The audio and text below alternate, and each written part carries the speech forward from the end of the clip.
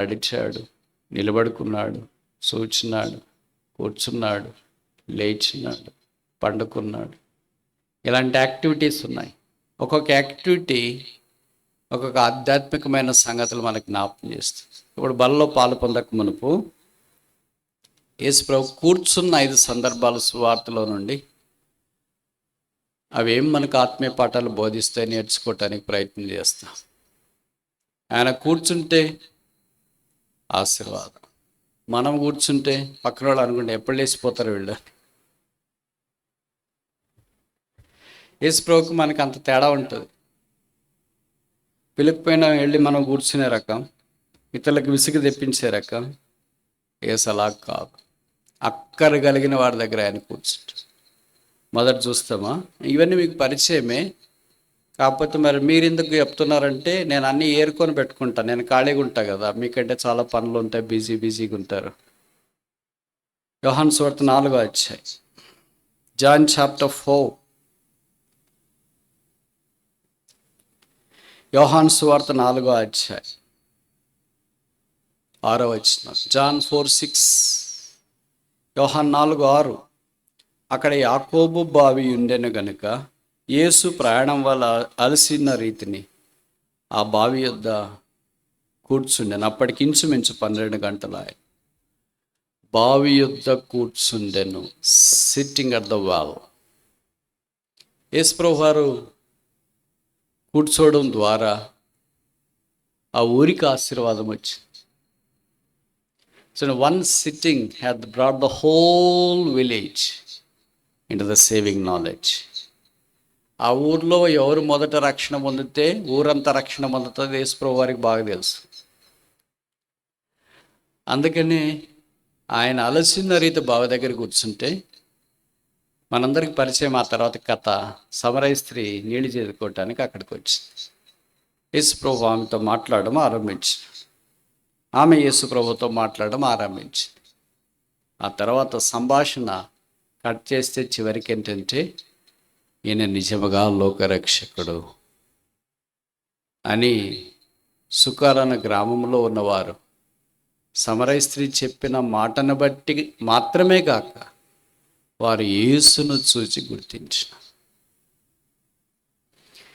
యేసు అలసి ఉన్న రీతిని యేసుప్రభు ఎలా కలిసిపోయాడు? భౌతికంగా కలిసిపోయాడు.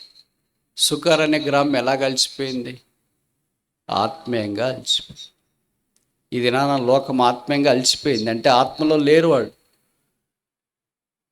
అలాంటి అలసిపోయిన లోకానికి అలసట తీర్చేది ఒక్కడే. అందుకే యెషయాలో చెప్పబడిన, దాహము గలవారులారా నీళ్ళ దగ్గర రండి. ఆ నీళ్ళే యేసుక్రీస్తు ప్రభువు. అందుకే యోహాను 4లో ఆయన నీళ్ళని గురించి మాట్లాడుతూ వచ్చినాడు. మీకు తెలుసో తెలియదు, యోహాను సువార్త 21 అధ్యాయాలు ఉంది కదా, ప్రతి అధ్యాయంలో ఏదో ఒక సందర్భంలో వాటర్ అనేది కనిపిస్తుంది. సముద్రమనో నీళ్లను. 2వ అధ్యాయం మీకు బాగా పరిచయం కదా, నీళ్ళని ద్రాక్షరసంగా మార్చి. 3వ అధ్యాయం నికోదేము, అక్కడ నీటి మూలమున ఆత్మ మూలంగా జన్మించడం. ఇలాగ ఏదో ఒక రూపములో నీళ్ళు అనేది ప్రతి అధ్యాయంలో కనిపిస్తుంది. నీళ్లు ఎంత ప్రాముఖ్యమో ప్రతి మానవునికి యేసుప్రభు కూడా అంతే అవసరం. నాకు నీళ్ళు వద్దనే వాళ్ళు ఎవరైనా ఉంటే చేయొద్దండి. స్నానం వద్దనే వాళ్ళు ఉండొచ్చు, భోజనం వద్దనే వాళ్ళు ఉండొచ్చు, స్మార్ట్ ఫోన్ వద్దనే వాళ్ళు ఉండొచ్చు, చదువు వద్దనే వాళ్ళు, ఉద్యోగం వద్దు, పెళ్ళొద్దు, పిల్లలు వద్దు, సంసారం వద్దు, బతకొద్దు, జీవితమే వద్దనే వాళ్ళు ఉండొచ్చు. కానీ నీళ్ళు వద్దు అనేవాళ్ళు ఎవరు ఉండరు. పుట్టినప్పుడు నీళ్ళు, చివరికి చనిపోయేటప్పుడు కూడా లాస్ట్ సంస్కారం ఏంటంటే స్నానం చేయిస్తారు.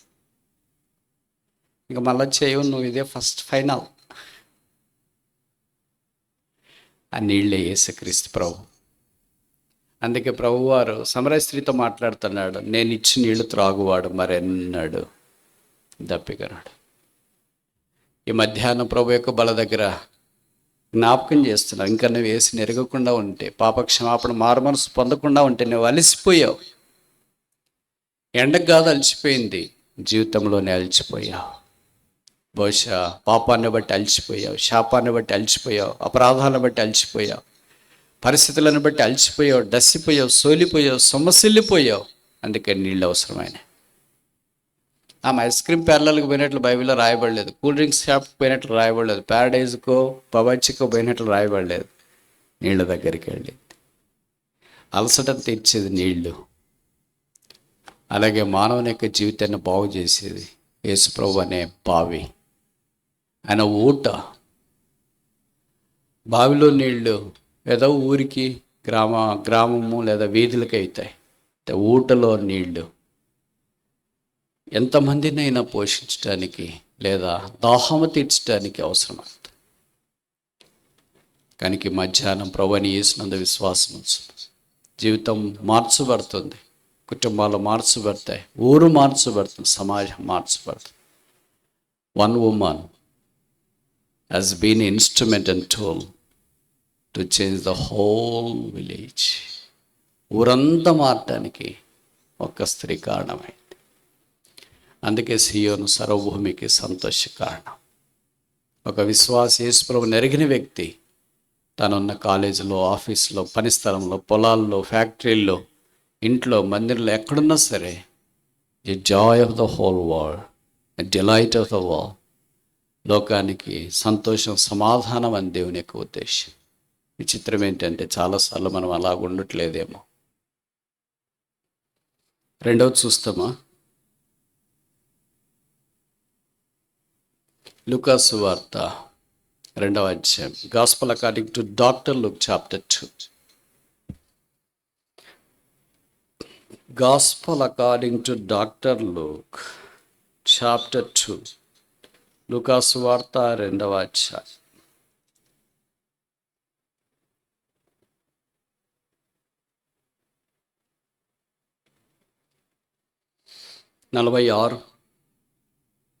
లూకా 2:46. Luke chapter 2 verse 46. 3 దినములైన తర్వాత ఆయన దేవాలయంలో బోధకుల మధ్య కూర్చుండి, ఆయన కూర్చుంటాడు. మొదటి యోహాను సువార్త 4వ అధ్యాయంలో కూర్చుంటే ఇది సోల్ విన్నర్, ఆత్మల రక్షకుడు. ఇక్కడ దేవాలయంలో ఆయన కూర్చున్నాడు. ఏం మనకు జ్ఞాపకం చేస్తుంది? వాక్యము అర్థమయ్యేటట్టు బోధించడానికి దేవాలయంలోనికి వచ్చి, ఇట్స్ ఎ శాంక్చురీ బిల్డర్. దేవుని మందిరాన్ని కట్టేవాడు, మందిరానికి ఆనుకొని ఉన్నవాడు. నేను నిన్నే చెప్పాను అనుకుంటా, యూదుల్లో 12 ఏళ్ల పైప్రాయం కలిగి 60 ఏళ్ల లోపల ఉన్న ప్రతి పురుషుడు సంవత్సరానికి 3 సార్లు ఎరుషలేముకి వెళ్ళాల. ఇప్పుడు మాదిరి షేర్ ఆటోలు లేవు, స్కూటర్లు లేవు, బస్సులు లేవు, వెహికల్స్ లేవు. పేదవాళ్ళు అయితే నడిచిపోతారు. మీలాంటి హైఫై వాళ్ళు అయితే గుర్రాల మీద పోతారు. మిడిల్ క్లాస్ వాళ్ళు అయితే గాడిదల మీద పోతారు. హై క్లాస్ అంటే అది too much high class, capital city, రథాల మీద పోతారు. ఫినాన్స్ మినిస్టర్ ఉన్నాడు కదా అపోస్తల కార్యాల్లో 8వ అధ్యాయంలో, నపుంసక రథాల మీద పోయినాడు ఆరాధించడానికి. కనుక ఇప్పుడు కారులో ఆరాధించడానికి వచ్చేది గొప్ప సంగతి కాదు. కొంతమంది కారులో ఆరాధన చేసేవాళ్ళు లేదా ఆరాధనకు వచ్చేవాళ్ళు, మందిరానికి పోయేవాళ్ళు చాలా ఫీల్ అవుతుంటారు. ఏం ఫీల్ కావద్దండి. అపోస్తల కార్యాలు 8వ అధ్యాయంలో రథం మీద వచ్చినాడు ఆరాధికుడు 2000 సంవత్సరాల క్రితము. సో గొప్ప గొప్ప వాళ్ళంతా ఆరాధనలో ఉన్నారు. మనం వాడితో పోల్చుకుంటే గడ్డి, బుడగ, బెలూన్స్.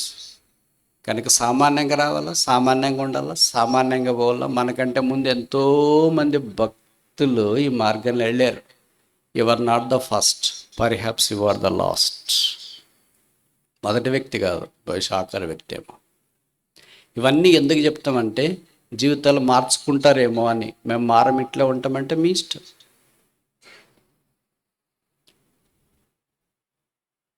కనుక ఈ దేవాలయానికి యేసుప్రభు వారి భౌతిక తల్లిదండ్రులు చాలా పేదవారు కనుక నడిచే వచ్చింది. ఇక్కడ రాశారు కదా, వాళ్ళ అమ్మగారు నాన్నగారు అందరూ పస్కా పండుగప్పుడే వచ్చేసారు. బంధువులు కూడా వాళ్ళు కొంతమంది ఉన్నారు. తర్వాత తిరిగి వెళ్ళిపోయేటప్పుడు ఆ గుంపులు అంటే బంధువులందరూ వచ్చినారు కదా, ఎక్కడో ఒకతో గుంపులో ఉంటాడులే, 12 ఏళ్ళు పిల్లోడు కదా, ఎవరో ఒకరు బాగా చూసుకుంటారు, దగ్గర పెట్టుకొని చూసుకుంటుంటారులే అనుకొని ఒక రోజు ప్రయాణం అంతా వెళ్ళారు. యూదులో ఒక రోజు ప్రయాణం అంటే దాదాపు 20 మైళ్ళు అంట, 20 miles, which is too big, దాదాపు 30 కిలోమీటర్లు. కానీ కొంతమంది బైబిల్ పండితులు అంటారు యూదులు మొదటి రోజు తక్కువ ప్రయాణం చేస్తారంట, ఒక 10 మైళ్ళు అంటే దాదాపు 16-17 కిలోమీటర్లు. ఎందుకు మొదటి రోజు తక్కువ ప్రయాణం చేస్తారంటే ఇరుగు పొరుగు అన్నోళ్ళు వెళ్ళారు, అక్కోళ్ళు వెళ్ళారు, మనం కూడా వెళ్ళాలా అని సర్దుకొని వేగంగా వచ్చి వీళ్ళని కలుసుకోవాలని. ఆ దినాల్లో ఒకరే ప్రయాణం చేసేవాళ్ళు కాదు, ఎందుకంటే మీకు తెలుసు కదా, దొంగలు ఎక్కువ ఉంటారు అక్కడ. యెరూషలేముకి వెళ్ళే మార్గంలో ఒకడు దొంగల చేతికి చిక్కబడి, కొట్టబడి, దోచుకుని పోబడి, కొర ప్రాణంతో విడిచిపెట్టబడిన సంగతి మనకు పరిచయం కదా. అందుకే గుంపులు వెళ్ళేవాళ్ళు. అందుకని వీళ్ళు కూడా మరియమ్మ యోసేపులు, అప్పటికి యోసేపు ఇంకా బ్రతికున్నాడని దీన్ని బట్టి మనకు అర్థమవుతుంది, ఇంకా చనిపోలేదు ఆయన. ఆ తర్వాత బహుశా కాలం తీరిండొచ్చు. మొదటి రోజు దాదాపు 10 మైళ్ళు అంటే 16 కిలోమీటర్లు వెళ్ళిపోయిన తర్వాత చూసుకున్నారు. ఎప్పుడు చూసుకున్నారు? టిఫిన్కో లంచ్కో ఎప్పుడో చూసుకున్నట్టున్నారు. భోజనం మనమే తింటున్నాం, పిల్లోడు కనపడలేదు అని. మరే మన పిల్లోడు నీ దగ్గర ఉన్నాడు, నా దగ్గర ఎక్కడ, నీ దగ్గర ఉంటాడని నేను అనుకున్నాను. మామూలుగా తల్లిదండ్రులు పోట్లాడుకుంటారు కదా చిన్న కారణానికి, కారణం లేకపోయినా కూడా.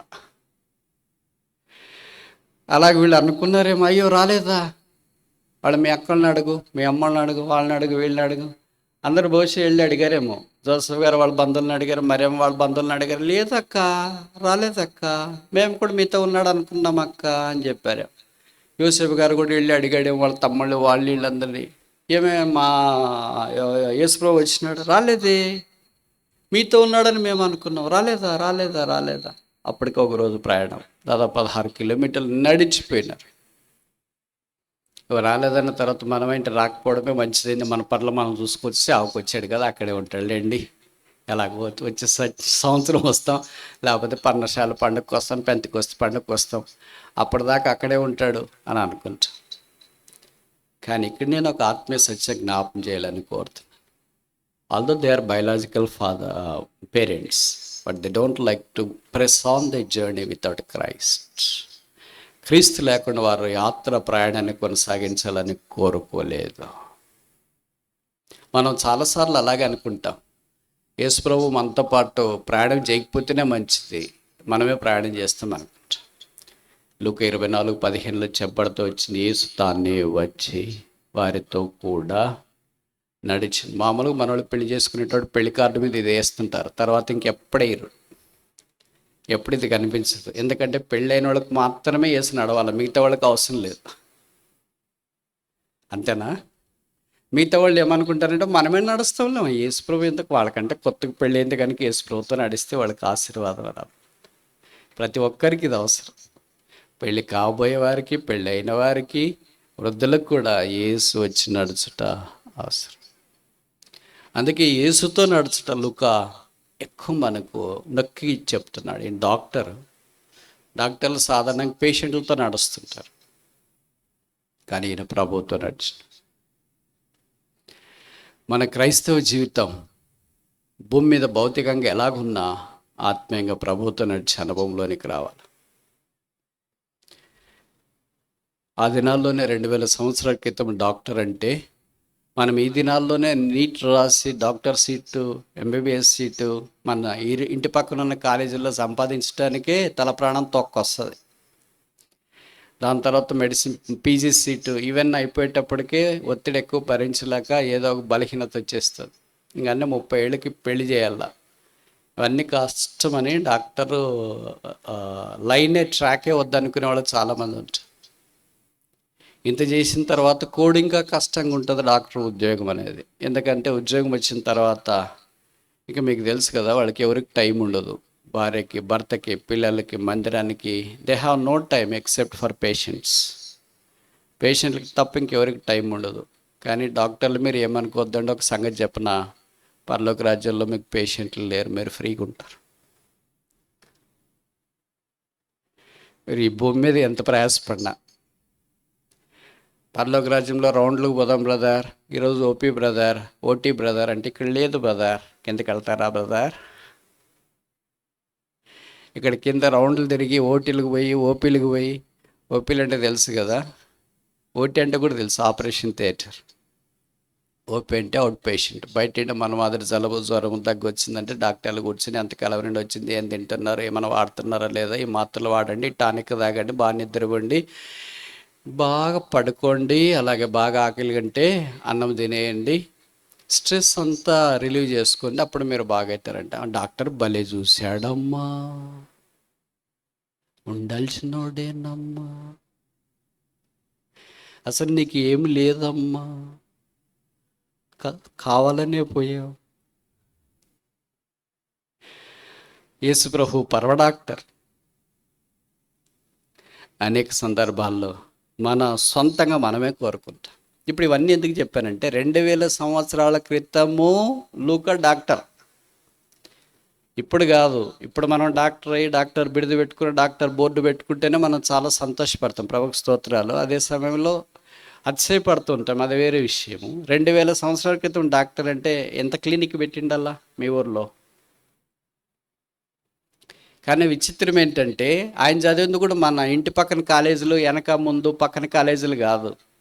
ఆ దినాల్లో గ్రీక్ మెడికల్ యూనివర్సిటీ ప్రపంచ ప్రఖ్యాతి కాంచింది. ఈ దినాల్లో మీకు తెలుసు కదా, ప్రపంచంలో number 1 medical college Johns Hopkins, Baltimore, Washington DC లేదా మేరీల్యాండ్ దగ్గర. దాంట్లో సీట్ వచ్చింది అని అంటే ఇంకంతే. కానీ మన ఇంటి పక్కల దానికి మనకి సీట్ రావడం కష్టమైతే జాన్స్ హాప్కిన్స్లో సీట్ ఎట్లా వస్తుంది? ఇంజనీరింగ్ కాలేజీలు కూడా అంతే. ప్రపంచంలో నంబర్ 1 ఇంజనీరింగ్ కాలేజ్ మిట్స్, మాంచెస్టర్స్ ఇన్స్టిట్యూట్ ఆఫ్ టెక్నాలజీ, బాస్టన్. ఇక మన ఇంటి పక్కన అక్కడక్కడ కాలేజీలకే సీట్ రావడం కష్టమైతే, సీట్ రావట్లేదు, మరి ఏం చేస్తే పేమెంట్ సీట్. సముద్రం ఎంత పెద్దగా ఉంది చూడండి, అక్కడ దాకా ఈదాల్సిన వాళ్ళు ఇక్కడే ఇంటి పక్కనే ఈదేసి ఇదే సముద్రం అనుకుని, ఇదే పసిఫిక్, ఇదే అట్లాంటిక్ ఓషన్, ఇంతకంటే చదువు లేదు, ఇంతకంటే ఇంజనీరింగ్ లేదు, ఇంతకంటే డాక్టర్ ఉద్యోగం, ఇంతకంటే ఇంకేం లేదు అనుకుంటాం. అంతకంటే చాలా ఉంది. అదే లూకా భక్తుడు ఆ దినాన అలాగ చదివినా కూడా బైబిల్ పండితుల అభిప్రాయం ఏంటంటే ఆయన అపోస్తలుడైన పౌలు పర్సనల్ డాక్టర్గా పనిచేసాడట. అలాగూ దైవ వర్తమానాలు యేసుని గురించి సంగతులు విని ఆయన అపోస్తల కార్యాలు 1 రాశాడు, లూకా సువార్త 1 రాశాడు. ఇప్పుడు 1వ అధ్యాయంలో ఏ జ్ఞాపకం చేస్తున్నాడంటే, యేసు ప్రభు లేకుండా మనం నడిస్తే నష్టపోతామో. డాక్టర్లు కూడా ఇలాంటి ఆలోచనలు వస్తాయా? మామూలు మీకు తెలుసు కదా, మీరు ఇక్కడ ఎవరైనా మెడికల్ డాక్టర్లు ఉంటే బాధపడొద్దండి, వాస్తవాలు కొద్ది కఠినంగా ఉంటాయి. సాధారణంగా వాళ్ళు డాక్టర్లు రాసేది మనకు పొరపాటును కూడా అర్థం కాదు, మెడికల్ షాప్ వాళ్ళకి తప్ప. అందుకనే వాళ్ళు రాసింది మనం చదువుతుంటాం, ఆ కేస్ షీట్ ఏదో అంటారు కదా, చదివితే ఒక్కడి కూడా అర్థం కాదు. పక్కన ఏంటి బ్రదర్ ఇదంటే ఏం లేదు, వాళ్ళకి అర్థమవుతుంది, మీరు పోయి ఇవ్వండి వాళ్ళకి తెలుస్తుంది అని. అంటే మాకు అర్థం కాదు, మేము కూడా చదువుకున్నాం కదా, మాకు కూడా ఇంగ్లీష్ వస్తుంది కదా. అయితే లూకా భక్తుడు రాసిన సువార్త అరటిపండు విప్పి పెట్టినట్టుగా ఉంటుంది.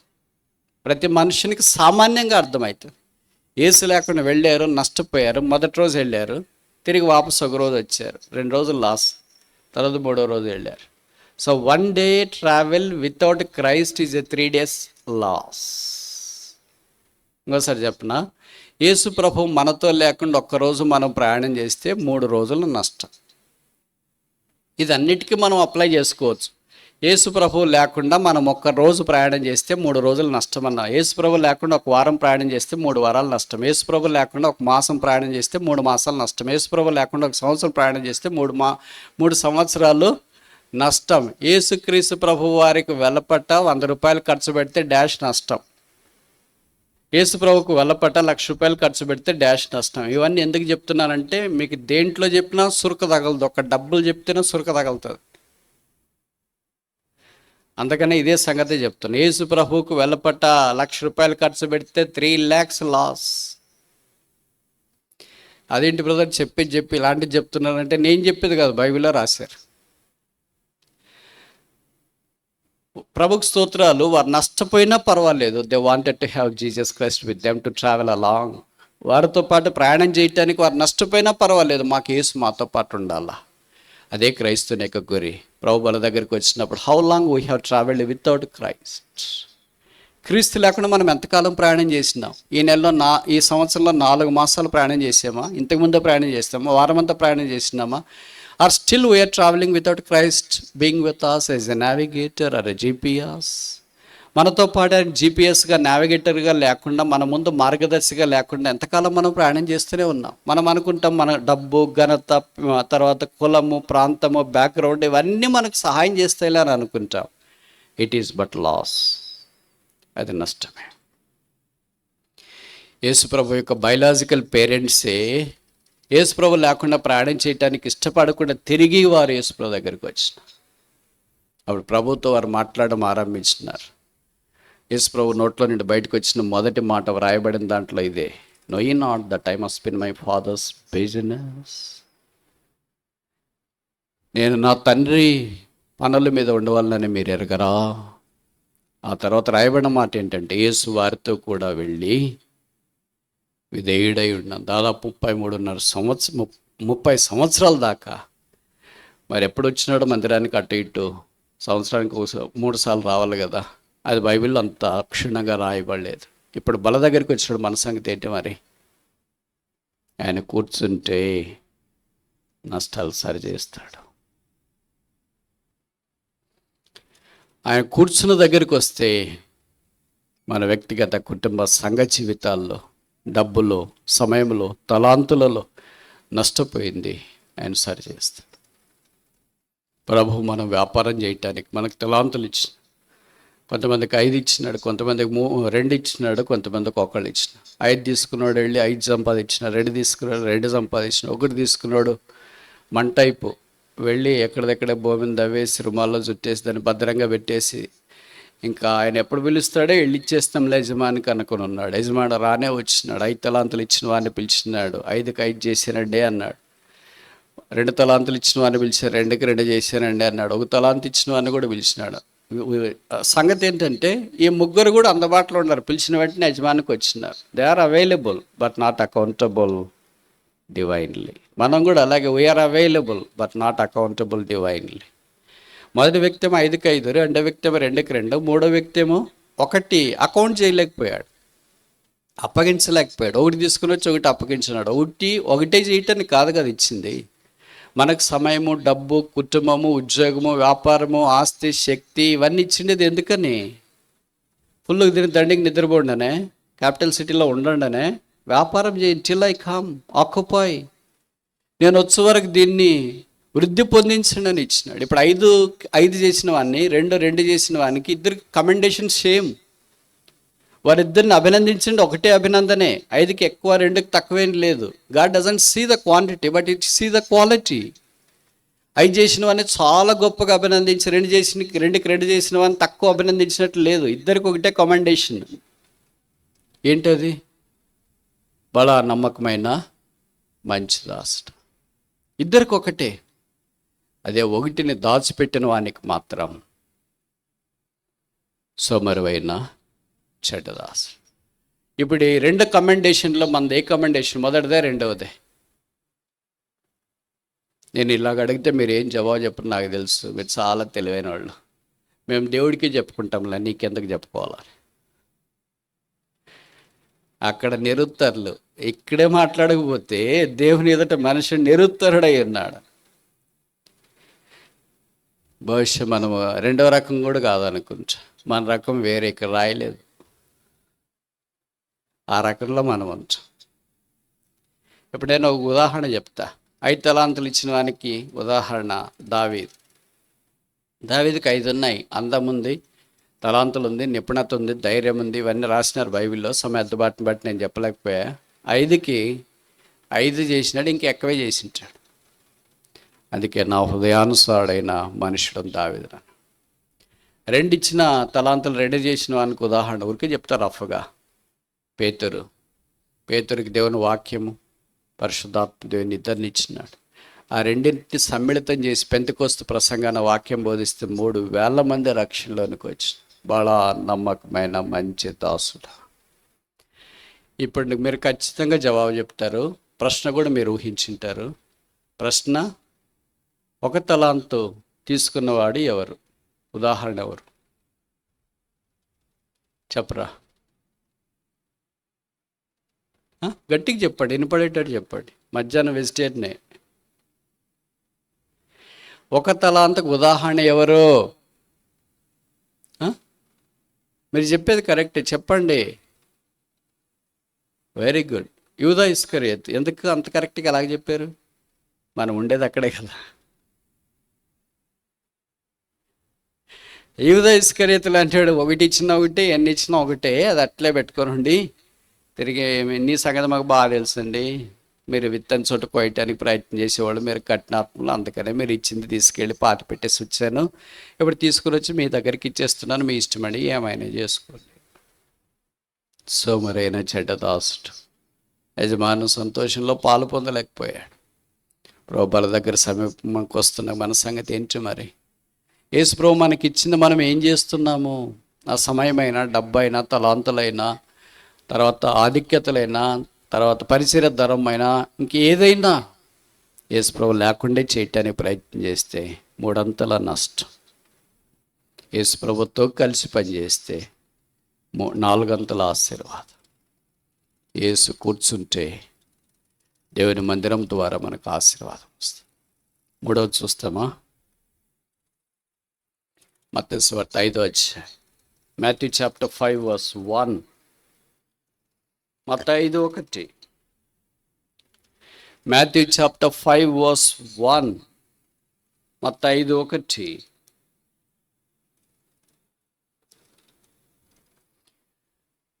ఆయన జనసమూహములను చూచి కొండెక్కి కూర్చుండగా ఆయన శిష్యులు ఆయన వద్దకు వచ్చారు.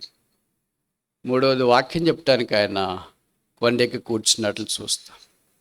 Sitting for scriptures. మొదటిది సిట్టింగ్ ఫర్ సోల్ విన్నింగ్, ఆత్మల రక్షణ కొరకే కూర్చుని. రెండవది సిట్టింగ్ ఇన్ ద శాంక్చురీ, దేవుని మందిరంలో కూర్చున్న. మూడవది సిట్టింగ్ ఫర్ స్క్రిప్చర్స్, వాక్యం కొరకు కూర్చుని.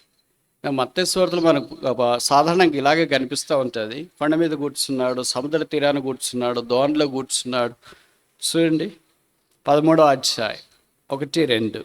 Matthew chapter 13 verse 2. మత్తయి 13:2. బహుజన సమూహములు తన యుద్ధ కూడి వచ్చినందున ఆయన ధోని ఎక్కి కూర్చుండెను. ఈశ్వరులుగా ఆ దినాల్లో కొన్ని పరిస్థితులను బట్టి కూర్చొని బోధించడం కూడా ఆనవాయితీగా వచ్చినట్లు వాక్యంలో మనం చూస్తూ ఉన్నాం. 15:29. Matthew chapter 15 verse 29.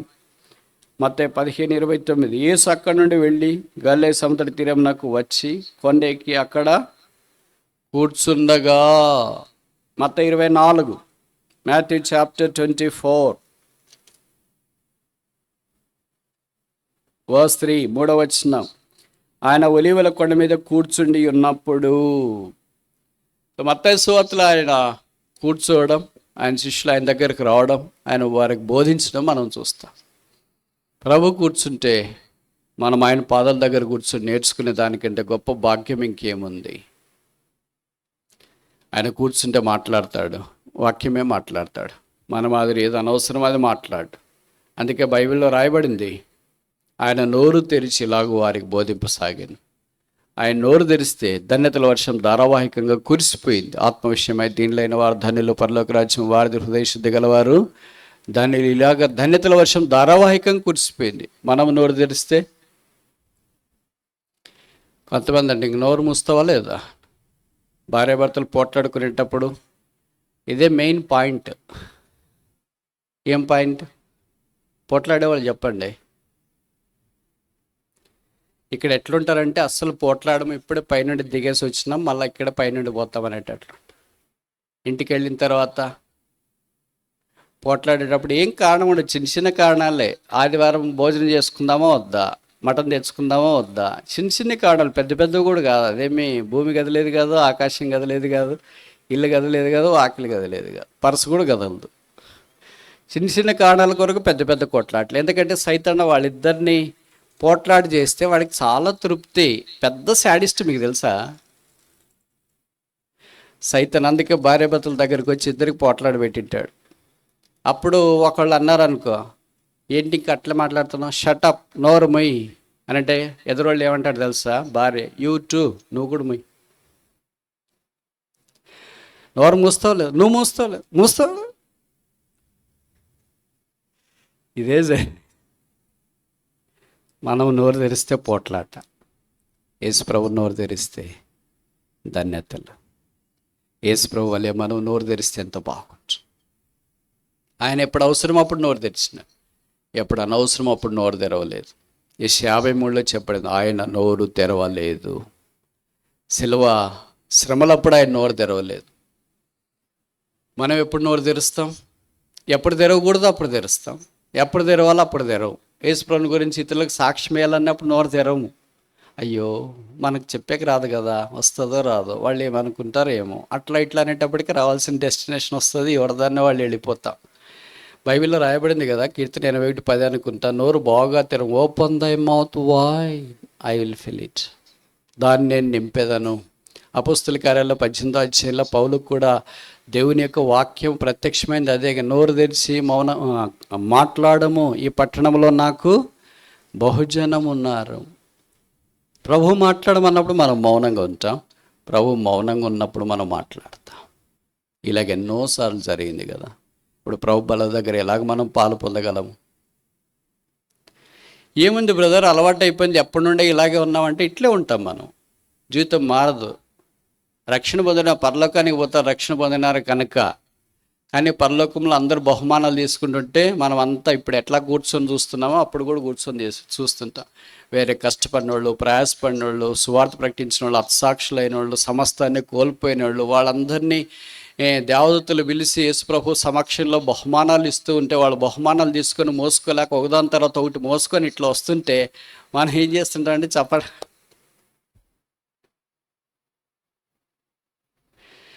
పక్కన వాళ్ళు అడుగుతారు, అక్క మీ పేరు ఏమి రాలేదు, మిస్ అయిందంట కంప్యూటర్లో. అట్లేం మిస్ కాదు, ఉంటే కదా రావటానికి, ఏమైనా చేసింటే కదా ప్రభు కొరకు మన పేరు రావటానికి. చూడండి, కాలేజీలో అదని జరుగుతుంటే ఫంక్షన్, ముఖ్యంగా యానివర్సరీలు జరుగుతాయి కదా, కాలేజ్ యానివర్సరీ అప్పుడు మన పిల్లలు మనవాళ్ళు కూడా రమ్మంటారు తల్లిదండ్రులని, మా డాడీ రా డాడీ అనేది. ఇప్పుడు చాలా పనులు ఉన్నాయి, లేరు రాలేదంటే, అందరూ వస్తున్నారు డాడీ, మీరు ఒక్కళ్ళు లేకపోతే నాకు బాగుండదు అని అంటే పిల్లవాడు ఒక్కడే ఏమో అనాథ అని ప్రజలు అనుకుంటారేమో అని తల్లిదండ్రులు ఈ పిల్లోడికి కూడా ఉన్నాడని తల్లిదండ్రులు అక్కడికి వెళ్తారు.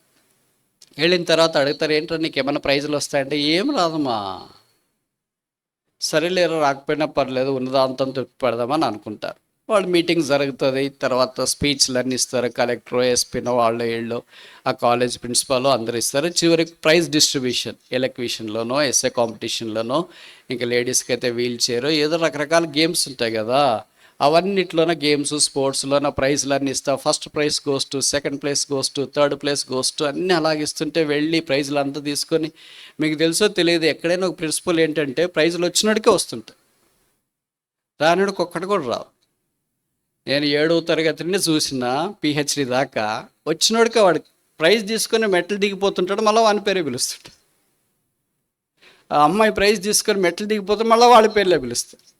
ఎస్ఏ కాంపిటీషన్ వాళ్ళే, ఎలక్విషన్ వాళ్ళే, తర్వాత ఏంటి ఇంగ్లీష్ వాళ్ళే, తెలుగు వాళ్ళే, ఏంటన్నా వాళ్ళే. మిగతా వాళ్ళు లేరా అని ఉన్నారు, కానీ అంత పోటీపడి అంత దమ్ము లేదు. అందుకే వచ్చిన వాళ్ళు వస్తూ ఉంటే, సరే వీళ్ళందరూ పోతుంటే చప్పట్లు కొట్టండి మన అబ్బాయి మన అమ్మాయి అని అందరూ అంటూ ఉంటారు. వీళ్ళు పక్కన కొడుకుని కూర్చోబెట్టుకొని ఉంటారు కదా, అడుగుతారు, ఏంట్రా నీకు ఒక ప్రైజ్ కూడా లేదా అని బాధ వేస్తుంటుంది కదా. మీకు తెలియదు, ఇక్కడ అంతా రాజకీయాలు, ఒక్కటి కూడా రాదమ్మా మనకి. అస్సలు క్రైస్తవులకి ఈరుమా, మనోడికి అంత లేదు, మన అమ్మాయి అంత ప్రైజ్ ఇచ్చే రకం కాదు. తల్లిదండ్రులకి ఇప్పుడు సంతోషం ఉంటుందా, బాధ ఉంటుంది. ఆ పక్కన అమ్మాయిలన్నీ ఇన్ని ప్రైజులు మోసుకెళ్తుంటే, పక్కన అబ్బాయిలన్నీ ఇన్ని మోసుకెళ్తూ ఉంటే, వాళ్ళు వీని ఫ్రెండ్సే, వీళ్ళకి పరిచయమైన వాళ్ళే, ఇంటి పక్కన వాళ్ళే, అక్కడోళ్ళు ఇక్కడోళ్ళు. వీళ్ళు చప్పట్లు కొట్టి కొట్టి కొట్టి కొట్టి చేతులన్నీ మెత్తబడిపోయి వెళ్ళిచిపెట్టి వెళ్ళిపోదాం పరా అంటే, ఇంకా ఉంది చాలా, ఎంతసేపు ఉన్నాయేమో చప్పట్లు కొట్టి పిలిచినట్టున్నాం. పర్లోక రాజ్యంలో కూడా చాలామంది బిలీవర్స్, చప్పట్ల బిలీవర్స్, వీళ్ళు చప్పట్లు కొడుతూనే ఉంటారు. విద్యానగర్, గుంటూరు ఏమని ఉన్నారా? ఎవరు లేరు ప్రభువా. ఏం చేయలేదా? చేసినారు. మరి చేసినారంటే వాళ్ళ మహిమ కొరకు చేసినారేమో, ఇక్కడేం పేరు లేదు, కంప్యూటర్లో లేదు. చూడండి ఒకసారి సాఫ్ట్ కాపీ అన్న, సాఫ్ట్ కాపీలో లేదు, హార్డ్ కాపీలో లేదు, నో నేమ్. మరి పరలోక రాజ్యంలో ఉన్నాడు, చప్పట్లు కొట్టమన్నాడు, పర్లేదు. ఎంత సిగ్గు కదా, ఎంత అవమానం కదా. మీరు 9 నెలలు మోసి కన్నా కుమారుడో కూతురు ఆ కాలేజీలో టెంపరీ ప్రైజ్ రాకపోతే మీ తల్లిదండ్రులకి ఎంతో బాధపడతారు. మీ పిల్లోడు ఆ బాధ తెలుసుకోకూడదు, మీ కూతురు ఆ బాధ తెలుసుకోకూడదని అంత మామూలుగానే మాట్లాడుతూ ఇంటికి వస్తుంటారు. కానీ మీ హృదయాన్ని తులిచివేస్తుంది. మా వాడికి మా అమ్మాయికి ఒక ప్రైజ్ రాలేదే, ఎస్ఏ కాంపిటీషన్లో లేదు, ఎలక్విషన్లో లేదు, రేపు పొద్దున ఇరుగు పొరుగు వాళ్ళీళ్ళు అక్క నిన్నేదో వెళ్ళారంటే కదా, మామూలుగా మనవాళ్ళు రాబంతల మాదిరి పొడుస్తుంటారు కదా. ప్రైజ్ రాలేదని తెలిసినా కూడా, ఆరోగ్యం బాగాలేదని తెలిసినా కూడా, అప్పుల్లో ఉన్నారని తెలిసినా కూడా, ఇబ్బందుల్లో ఉన్నారని తెలిసినా కూడా, ఇంకెట్లాగా తెలిసింది కదా, సైలెంట్గా ఉండొచ్చు కదా, మౌనంగా ఉండరు. ఎందుకంటే పొడవాలి, రాబందలు అంటే పొడుస్తూ ఉంటాయి. అక్క వెళ్ళారంట, మన పిల్లలకి ప్రైజులు బాగా వచ్చినట్టున్నాయి, మన అమ్మాయికి కూడా ప్రైజులు వచ్చినట్టున్నాయి. ఏం లేదక్క, ఏం రాలేదు. అయ్యయ్యో పాపం, అక్కడ చాలా కష్టం లెక్క. నేను లోపల ఏమనుకుంటారు తెలుసా, మాకు తెలుసు మీకు అంత సీన్ లేదని. వీళ్ళండి క్రైస్తవులు, వీళ్ళండి ఆత్మీయులు, వీళ్ళండి ఆదివారం బలలో ఆరాధన పాలు పొందేవారు, బలలో చేసేవారు. ఎంత పడిపోయినా. నోరు మంచిదైతే ఊరు మంచిదని తెలుగులో ఒక సామెత ఉంది. నోరు మంచిదైతే కాలేజీలో మంచి, నోరు మంచిదైతే ఆఫీస్లో మంచి, నోరు మంచిదైతే అంత మంచిదని. కానీ ఈ సామెత 100% వాస్తవం కాకపోవచ్చు. కొన్నిసార్లు మంచికి చెడే వస్తుంది, మంచికి కీడే వస్తుంది, అన్యాయంగానే జరుగుతుంటారు. అందరితో పాటు లౌక్యం మాట్లాడే వాళ్ళకి అన్నీ బాగా జరిగిపోతూ ఉంటాయి. ఉన్నది ఉన్నట్లుగా సత్యం మాట్లాడితే సత్యం చేదు. Truth is always bitter. We stand for the truth and that truth is Jesus Christ. సత్యం చేదుగా ఉంటుంది, ఆ చేదు కొరకు మనం నిలబడతాం. ఆ చేదైన సత్యం యేసుక్రీస్తు. 4 చూసి ముగిస్తామా? లూకాసు వార్త 5వ అధ్యాయం. Luke chapter 5. లూకాసు వార్త 5వ అధ్యాయం.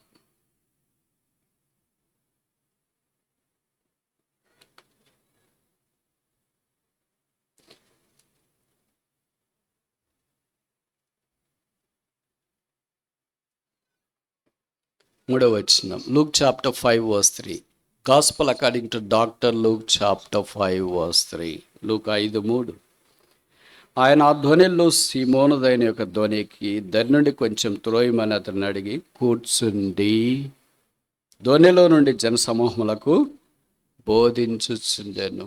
ఆయన ఇప్పుడు సీమోనుదైన ధోనిలో కూర్చుని పేతురు ధోని. ఇది గల్లే మహాసముద్రం అని తెలుసు. గల్లే సముద్రానికి గెన్నెసెరత్ సరస్సు అని కూడా పేరు. ఇదే తిబ్రే సముద్రం అంటాడు. 3 పేర్లు ఒకే దానికే, వేరు వేరు కన్ఫ్యూజ్ కావద్దండి. అంటే మీరు ఎవరైనా బైబిల్ విద్యార్థులు ఉంటే చెప్తున్నా. ఇది ఈ 3 ఒకటే, ఇదొక్కటే వాళ్ళకు ఉండేది ఫ్రెష్ వాటర్ బాడీ. ఇక్కడే దాదాపు చేపలు పట్టే వాళ్ళు ఉండేవాళ్ళు. ఇప్పుడు బైబిల్ పండితుల అభిప్రాయం ఏంటంటే కనీసము ఆ సముద్ర తీరాన ఆ సరస్సు దగ్గర 4000 దోణెలు ఉంటాయండి, 4000 బోట్స్. దాంట్లో వేసి 2 దోణెలు చూసిన. ఈ భూమి మీద కూడా ఎంతోమంది ఉన్నారు. గుంటూరులో ఎంతోమంది, విద్యానగర్లో ఎంతోమంది, చుట్టుపక్కల ఎంతోమంది ఉన్నారు. కానీ ప్రభు మనల్ని చూస్తున్నాడు. ఆ పేతురు సీమోను బోట్ కంటే, దోణె కంటే మిగతా చాలా మంచి దోణెలు ఉండొచ్చు, మోటారు బోట్స్ ఉండొచ్చు, డెకరేటెడ్ బోట్స్ ఉండొచ్చు, చాలా బాగుండేవి, అందంగా ఆకర్షణీయంగా క్రూజ్ బోట్స్ లాంటివి కూడా ఉండొచ్చు ఏమో.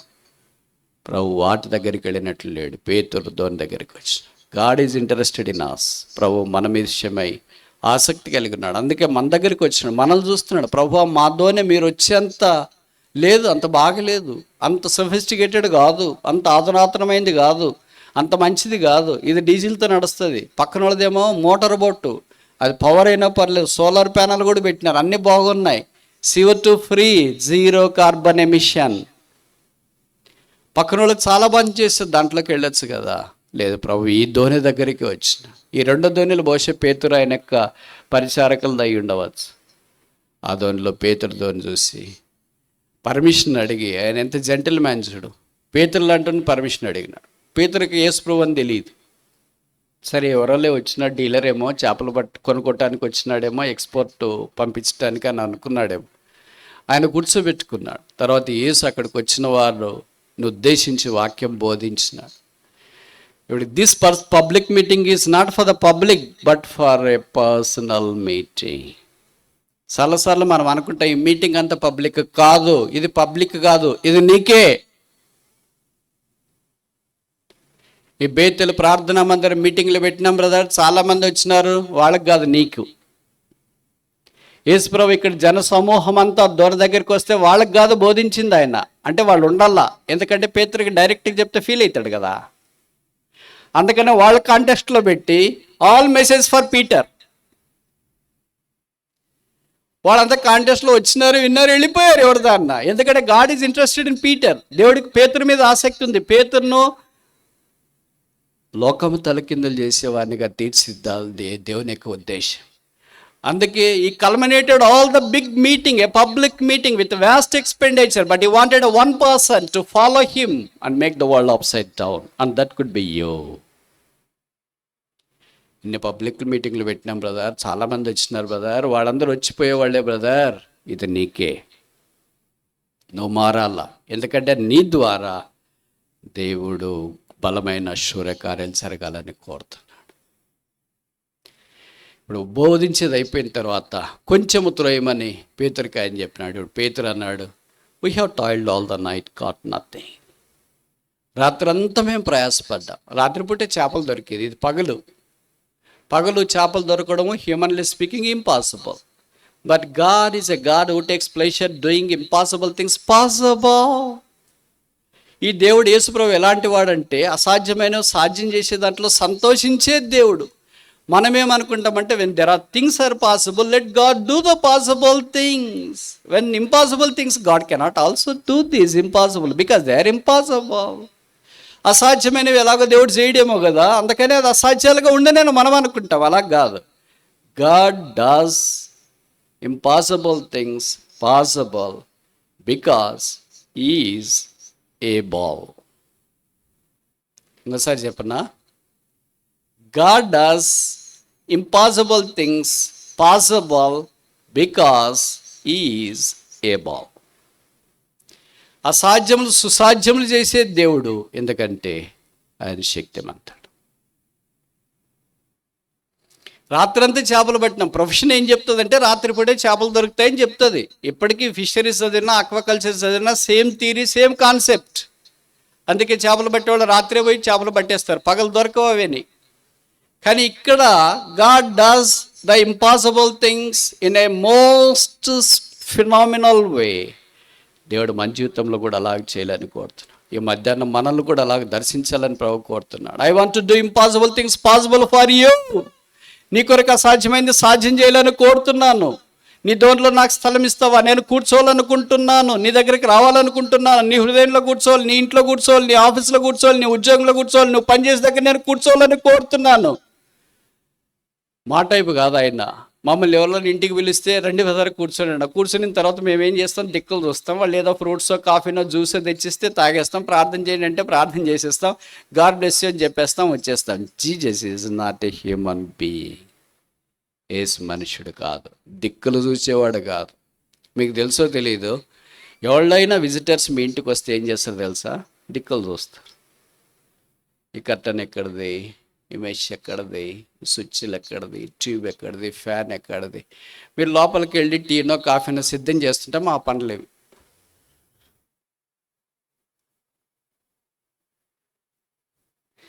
యేసు హృదయాన్ని చూస్తాడు. That is the difference between man and God. యేసు ఈ మధ్యాహ్నం హృదయాన్ని చూస్తున్నాడు. అవి is our heart, failed heart, flawed heart, faulted heart, broken heart, contrite heart. ఓడిపోయిన గుండె, పడిపోయిన గుండె, జారిపోయిన గుండె, బద్దలైన గుండె, నిరుత్సాహంతో ఉన్న గుండె, కుంగిపోయిన గుండె, అవమానంతో ఉన్న గుండె, ఖాళీగా ఉన్న గుండె, భారభరితంతో నింపబడిన గుండె. ఆ గుండెల్లోకి తొంగి చూసేది ఒకే ఒక్కడు, ఆయన పేరు యేసు. ఆ యేసు పేతురును చూసి అన్నాడు, ఇప్పుడు వాళ్ళ వేయి. పేతురు అన్నాడు, మేము రాత్రి అంతా ప్రయాసపడ్డాం, అక్కడ దొరకలే. Nevertheless at thy word we let down our nets. అయినను నీ మాట చొప్పున, అయినను నెవర్తెలెస్, ఆయన మాటలో శక్తి ఉంది. ఇతరులు వల వేసినారు, చేపలు విస్తారంగా పడ్డాయి, వారు లాగలేకపోయారు. ఇప్పుడు పేతురు అన్నాడు, depart from me for I am a sinner. One of the most classical, profound confessions in the New Testament is this. కొత్త నిబంధనలో ఒక శిష్యుడు, ఒక విశ్వాసి చేసే అమోఘమైన ఒప్పుకోలేది, నేను పాపాత్ముడను, నన్ను దాటిపోవటానికి వచ్చాడు అక్కడికి. Is he came to pass by, నేను దాటిపోవటానికి వచ్చాడా యేసు ఇక్కడికి? నిన్ను మర్చిపోవటానికి వచ్చాడా యేసు ఇక్కడికి? నిన్ను విడిచిపెట్టడానికి వచ్చాడా యేసు ఇక్కడికి?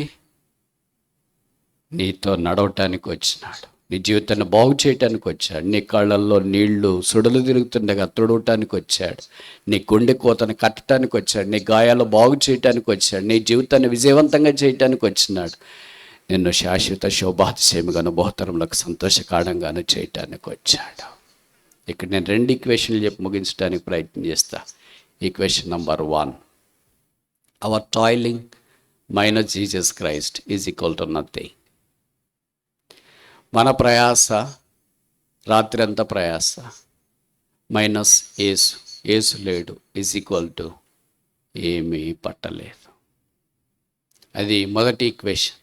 రెండవ equation, our toiling plus Jesus Christ is equal to something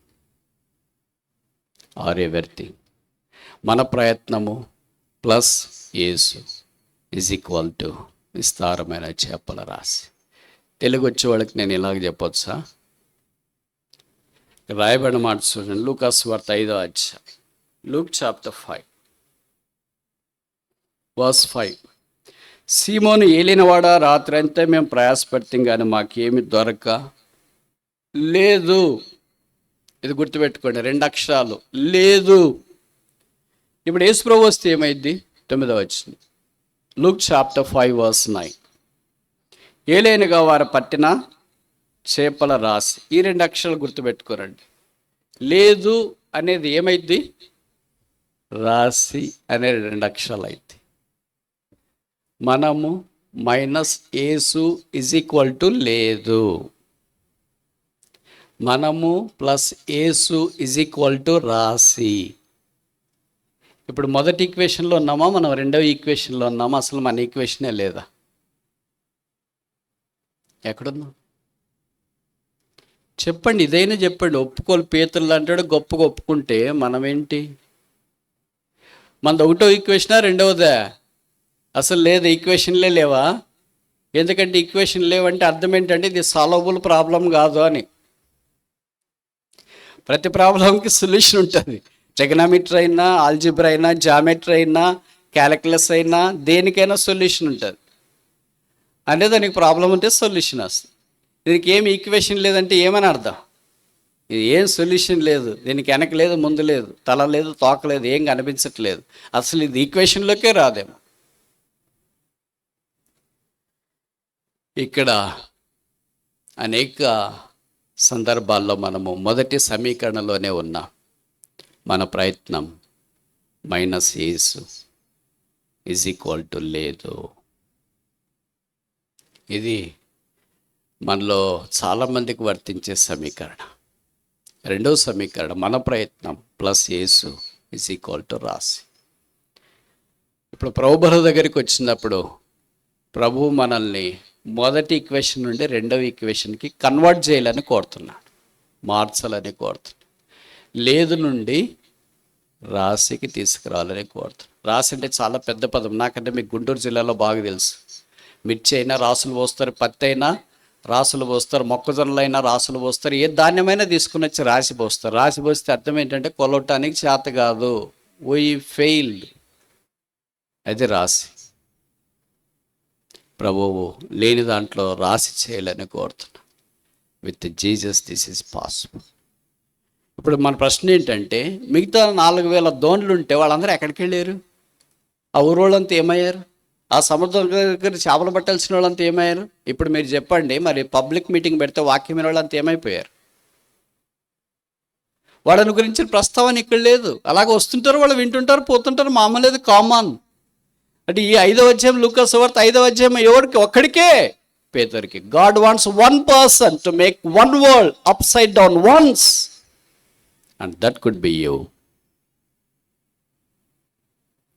God doesn't need multitudes to make the multitudes of this world upside down. ఈ లోకంలో ఉన్న జనసమూహాన్ని తలకిందులుగా చేయటానికి ప్రభుకు జనసమూహం అవసరం లేదు. One person. ఆ ఒక్క వ్యక్తి కూడా ఎవరు? A failed person, a toiled person, a person who says that I am nothing, a person who confesses that I am a sinful. నేను పాపినని ఒప్పుకునేవాడు, ఓడిపోయినవాడు, పతనమైన వాడు, రాత్రంతా ప్రయాసపడి ఏమీ పట్టనివాడు, ఖాళీగా ఉన్నవాడు, నిరుత్సాహంతో ఉన్నవాడు, కృంగదలతో ఉన్నవాడు, అవమానంతో ఉన్నవాడు, నిందతో ఉన్నవాడు, అలాంటి ఒక్క వ్యక్తి దగ్గరికి యేసు ప్రభు వచ్చి, నేను రాశిగా చేయాలని కోరుతున్నాను, నా మాట వింటావా? ఆవిడ పేతురు చెప్పింది ఇదే, డిపార్ట్ ఫ్రమ్ మీ. వినలేను. నాలాంటి ఓడిపోయిన వారి దగ్గరికి మీలాంటి వారు రాకూడదు. నాలాగా వ్యర్థంగా ప్రయాసపడే వారి దగ్గరికి మీలాంటి వారు రాకూడదు. నాలాగా నష్టపోయిన వారి దగ్గరికి మీలాంటి వారు రాకూడదు. బైబిల్లో రాయబడుతూ వచ్చింది. ఆ తర్వాత పేతురు సమస్తాన్ని విడిచి ఆయన వెంబడించి, అపోస్తల కార్యాల్లో పేతురు చేపల రాశి కాదు, మనుషుల రాశిని చూచాడు. That is the God's majestic purpose in the life of a very individual whom he has chosen. దేవుడు ఏర్పాటు చేసుకున్న వ్యక్తుల యొక్క జీవితాల్లో ప్రతి ఒక్కరిని దేవుడు అలాగ చేయాలని కోరుతున్నాడు. యేసు కూర్చుంటే ఎంత ఆశీర్వాదం. యేసుతో కూడా భోజనమైన కూర్చున్న వాళ్ళు లాజరు ఒక్కడు. యేసు కూర్చున్న 4 సందర్భాలు చూచి, కూర్చుంటే సమరయ స్త్రీ సుకర నువ్వు రక్షణకు వచ్చింది. కూర్చుంటే దేవాలయంలో నష్టపోయిన వారు క్షేమం పొందినారు. కూర్చుంటే ధన్యతల వర్షం ధారావాహికంగా కురిసిపోయింది కొండ మీద నుండి. కూర్చుంటే ఖాళీ దోనె, ఖాళీ వల్ల, ఖాళీ జీవితాలు, ఖాళీ బ్రతుకులు, ఖాళీ మనుషులు రాసుల వలె నిలబడిపోయారు. ఇప్పుడు ప్రభువు మన దగ్గరికి కూడా వస్తున్నాడు. ప్రభువా కూర్చో, నా హృదయంలో కూర్చు, నా జీవితంలో కూర్చు, నా ఇంట్లో కూర్చు, నేను పనిచేసే స్థలంలో కూర్చు, నన్ను దాటిపోవద్దు. బహుశా నువ్వు చాలా ప్రయాసపడ్డావేమో. కొంతమంది చదువులో ప్రయాసపడ్డారేమో. రాత్రంతా కష్టపడి చదువుతారు, ఉదయాన్నే ఎగ్జామ్కి వెళ్తారు. క్వశ్చన్ పేపర్లో క్వశ్చన్లు చూస్తే అన్నీ వచ్చినట్లే ఉంటాయి. ఒక్కటి గుర్తు వస్తే 3 గంటలు పోటీపడి ఏం గుర్తు రాకుండా అలాగే ఆన్సర్ బుక్ ఖాళీది ఎట్లా ఇచ్చినారు అట్లా ఇచ్చేసి బయటకు వస్తారు. ఏం బ్రదర్ అంటే, రాత్రి అంతా చదివానన్నా ఒక్కటి గుర్తు రాలేదు. రాత్రంతా ప్రయాసపడ్డాం, ఒకటి ఉపయోగం. రాత్రంతా పొలం దున్నాం, రాత్రంతా పొలం కాసాం, రాత్రంతా పొలంలో విత్తనాలు వేసాం, రాత్రంతా పలానా ఫ్యాక్టరీలో పనిచేసాం, రాత్రంతా పలానా పరిచయం చేసాం, రాత్రంతా పలానా చేసాం, ఏమీ రాలేదు. What is possible for you has become impossible. What is impossible for God, for man, has made possible because of Jesus Christ. ఏది అసాధ్యం అది మనకు ఏది సాధ్యం అది మనకు అసాధ్యమైంది. ఏది అసాధ్యం అది యేసు ద్వారా సాధ్యమైంది. ఇప్పుడు ప్రభువుల దగ్గరికి వచ్చినప్పుడు మనము పరీక్షించుకుందాం. యేసు శిలువ వైపు చూస్తూ, ప్రభువా ఓడిపోయాను, నా యొద్ద ఏమీ లేదు. నేను ఒక్క సింగిల్ ఎంటైటీనే అనుకున్నాను, కానీ అపోస్తల కార్యాలు నాకుందని లూకా సువార్త 5వ అధ్యాయంలో తెలియదు. నాకేముందంటే దోనుందని తెలుసు, నాకేముందంటే వలుందని తెలుసు, నాకేముందంటే నాతో పాటు చేపలు పట్టే కోవర్కర్స్ ఉన్నారని తెలుసు, నాకేముందంటే కపెర్నహూము మా ఊరుందని తెలుసు. నాకు దిక్కులు లేని ప్రపంచం ఉందని తెలియదు. నాకు దాదాపు ప్రపంచం నుండి రకరకాల భాషలు మాట్లాడేవాళ్ళు ఉన్నారని తెలియదు. నాకు పరిశుద్ధాత్మ దేవుడు కుమ్మరించబడి రాసులుగా ప్రజలను సమకూరుస్తాడని నాకు తెలియదు. నీకు ఇష్టమైతే నన్ను కూడా వాడుకో. యేసు శిలువ రక్తం మనల్ని కడిగి పరిశుద్ధపరుస్తుంది. ఈ మధ్యాహ్నం ప్రభు బల దగ్గరికి వచ్చి మనల్ని మనం అప్పగించుకుందాం. ఈ 4 మాసాలు ఓడిపోయాం, పడిపోయాం, రాత్రంతా ప్రయాసపడ్డాం, ఏమీ పొందని స్థితిలోనికి వచ్చినాం. అది ఎవరో అనుకోవద్దు, అది పేతురు కాదు, అది నేనే, అది మీరే, అది మనమే, అది బేతేలే, అది మనమే, అది విశ్వాసులమే. ఇప్పుడు నిజంగా ఒప్పుకోలు పేతురు లాంటిది అయితే, ప్రభు నన్ను దాటిపో, నేను పడిపోయానని అనుకుంటా. దాటిపోవటానికి ప్రభు ఇక్కడికి రాలేదు, దరి చేర్చటానికి వచ్చాడు. ఇంకోసారి చెప్పాలా? దాటిపోవటానికి యేసు ప్రభు రాలేదు, దరి చేర్చటానికి వచ్చాడు. యేసు రక్తంలో కడగబడి శుద్ధీకరించబడి బలలో యోగ్యంగా పాలు పొందినట్లు ప్రభు మనకు సహాయం చేయి.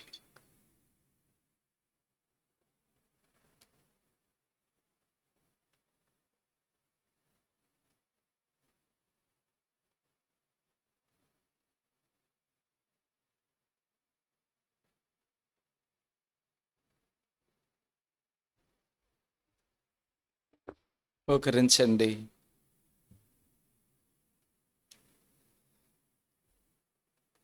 ప్రభు యొక్క వాక్య వెలుగులో కొన్ని నిమిషాలు మౌనంగా ఉండి, ప్రభు యొక్క రొట్టెను, ప్రభు శరీరానికి జ్ఞాపక సూచనమైనది, ప్రభు యొక్క రక్తము, ప్రభు యొక్క రసము రక్తానికి జ్ఞాపక సూచన అయి ఉన్నది.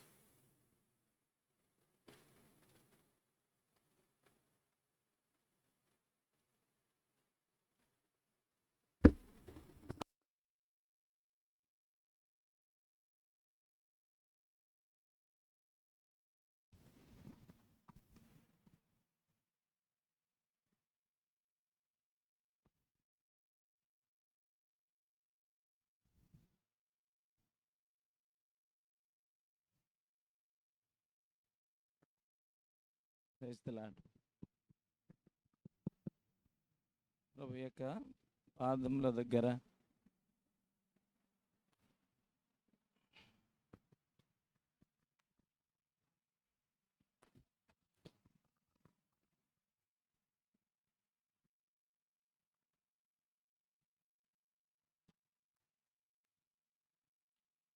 దేవుడు మనకు దయచేసిన వాక్య వెలుగులో 4 స్థలములలో ప్రభువు కూర్చుండి చేసిన ఆయన